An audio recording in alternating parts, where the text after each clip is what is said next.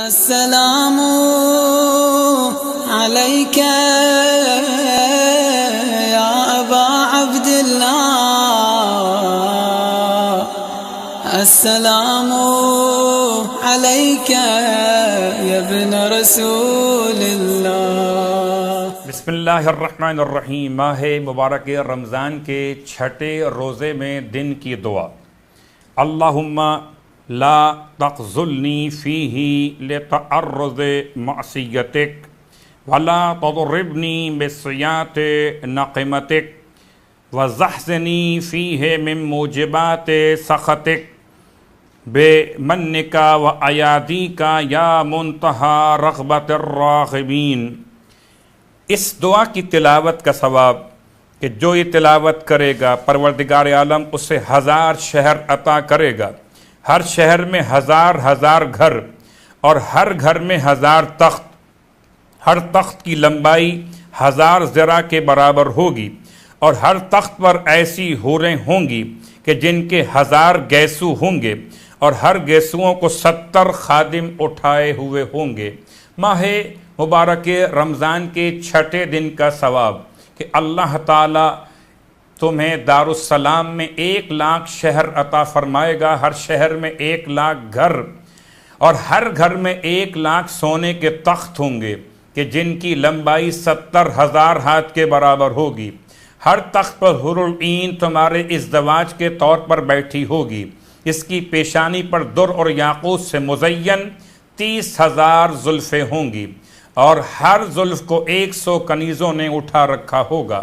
ماہ مبارک رمضان کے مسائل کے ذیل میں کہ اگر کوئی بیمار ظہر سے پہلے ٹھیک ہو جائے تو اس کے روزے کا کیا حکم؟ اگر اذان صبح سے اس وقت تک مبتلات روزہ میں سے کوئی انجام نہ دیا ہو تو روزہ رکھنا ہوگا۔ آغا سیستانی: بنا بر احتیاط واجب روزہ رکھنا ہے، لیکن اگر ظہر کے بعد صحت یاب ہو تو اس دن کا روزہ اس پر واجب نہیں۔ آیت اللہ خوئی: واجب نہیں ہے روزہ چاہے ظہر سے پہلے ہو یا ظہر کے بعد۔ اور ماہ مبارک رمضان کی چھٹی رات کے لیے مولائے متقیان نے ارشاد فرمایا کہ اگر کوئی انسان اس رات میں 4 رکعت نماز 2 رکعت کر کے پڑھے، اور ہر رکعت میں الحمد کے بعد 1 مرتبہ سورہ ملک پڑھے، تو اس نے شب قدر کو حاصل کر لیا۔